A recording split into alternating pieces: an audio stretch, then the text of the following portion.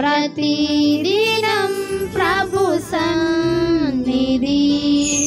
Jesus ఆశీర్వాదం. బాగున్నారా? మీరు బాగుండాలని ప్రతినిత్యం ప్రార్థిస్తూ ప్రభువుని స్తుతిస్తూ ఉన్నాం పిల్లరా. మరి జీసస్ ఆశీర్వాద మినిస్ట్రీ తరపున మీ అందరికీ శుభాభివందనాలు, దేవునికి స్తోత్రాలు. సంతోషకరం.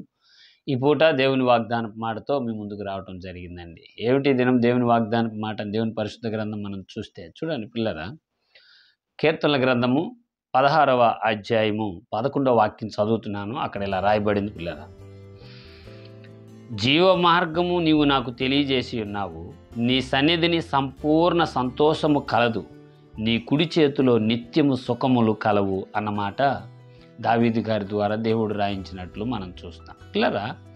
ఇక్కడ మనం ఈ పూట గమనించాల్సిన అద్భుత దేవుని జీవము గల ఉపదేశపు వాగ్దానపు మాట ఏంటి అని చూస్తే, ఏమండి, జీవపు మార్గాలు ఉన్నవి, అవి మీరు నాకు తెలియజేస్తున్నారు, నీ సన్నిధిలో సంపూర్ణమైన సంతోషము కలదు, అది నేను అనుభవించాలన్న మీ అనాది సంకల్పము ప్రభువా మీరు దాచి ఉంచారు అని దావీదు గారి ద్వారా తెలియచేస్తున్నారు. మీరు గమనించండి, భూమి పైన అనగా మన జీవన ప్రయాణంలో చాలా మార్గాలు ఉన్నాయి పిల్లరా.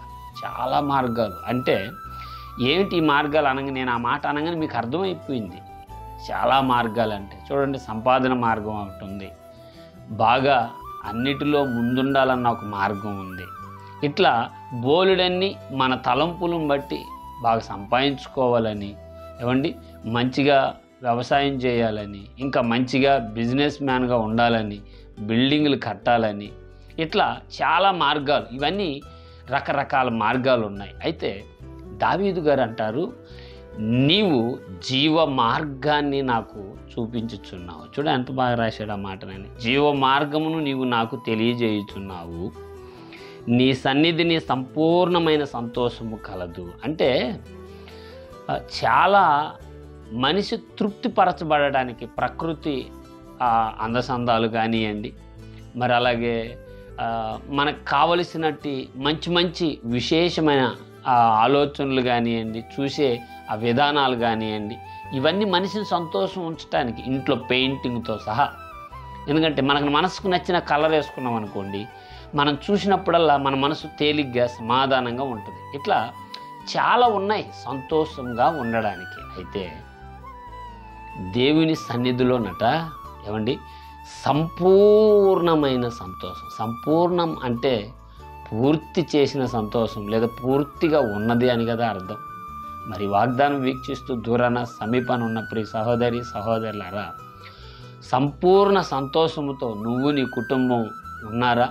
ఉంటే దేవుని కృప మీకు తోడుండుగాక. ఒకవేళ లేని పరిస్థితుల్లో ఇబ్బంది పడుతుంటే, సంపూర్ణ సంతోషము దొరకలేదని బాధపడుతుంటే, ప్రభు వాక్యం అంటుంది, జీవ మార్గంలోకి వెళ్తే ఆయన సన్నిధిలో ఉండే సంపూర్ణ సంతోషము నీకు ప్రాప్తిస్తుందట. హల్లెలూయా. ఎందుకని అంటే ఆ మార్గంలో ఉండేదంతా సమాధానము, సంతోషము, ఆనందము, ఏమండి, ఒకరి పట్ల ఒకరి కృతజ్ఞత భావం, ఇది పూర్ణ సంతోషం, సంపూర్ణమైన సంతోషం అట. మరి నీ ఆత్మీయ ప్రయాణంలో సంపూర్ణ సంతోషము కలదు లేదా కలిగి ఉండు అన్న మాటను మనం బైబిల్ గ్రంథంలో చూస్తూ ఉన్నాం. మరి ఈ పూట వాగ్దానంలో ఉన్న పిల్లరా, సంపూర్ణ సంతోషము నీ మట్టుకేనా, నీ పిల్లలకు కూడానా, నీ మట్టుకేనా, నీ బంధువర్గాలకు కూడానా, సకల జనులు సంపూర్ణ సంతోషం అనుభవించాలన్నది ప్రభు యేసుక్రీస్తు వారి ఉన్నతమైన మాట. మరి ఆలోచించండి, ఇక్కడ సెలవిచ్చిన సంపూర్ణమైన మాట సంపూర్ణ సంతోషము. ప్రతి దాంట్లో కొంత సంతోషమే పిల్లలు, బాగా గుర్తుపెట్టుకోండి. కొంచెమే సంతోషం ప్రతి పరిస్థితులలో. అయితే అంటాడు, సంపూర్ణ సంతోషము కలదు, అది నువ్వు అనుభవించు. అది ఎక్కడుందని వెతకాలని నువ్వు సిద్ధపడితే దాని మార్గం చెప్తున్నాడు, అది జీవ మార్గం ఉందంట. హల్లెలూయా. అందుకే అంటాడు ఆ మాట. కింద అంటాడు, ఏమండి, చక్కగా అంటాడు చూడండి ఆ మాట, నీ కుడి చేతిలో నిత్యము సుఖములు కలవు. మరి వాగ్దానం వీక్షిస్తున్న పిల్లారా సుఖంగా ఉండండి, ప్రేమతో ఉండండి, కృపలో ఉండండి. మీరు వర్ధిల్లుతూ ఇతరులను వర్ధిల్లింపు చేయి. ప్రేమ కృప ప్రభు మీకు ప్రసాదించుగాక. ఆమేన్. ప్రార్థన. పరిశుద్ధుడివైన మా తండ్రి, మీకు వందనాలు దేవా. మరి వాగ్దానం వీక్షిస్తూ దూరాన సమీపాన ఉన్న నీ ప్రియ పిల్లలు సంపూర్ణ సంతోషమును కలిగి జీవమార్గంలో నడిపించబడుతూ నిత్య నీ సన్నిధినున్న నాయన ఆ ఉన్నతమైన కృపా సమాధానాన్ని పొందినట్లు మీరు దీవించి మీరు మహిమ తెచ్చుకున్నామని పరిశుద్ధుడైన యేసు నామములో ప్రార్థన చేయుచున్నాను తండ్రి. Amen. Amen. Praise the lord. God bless you.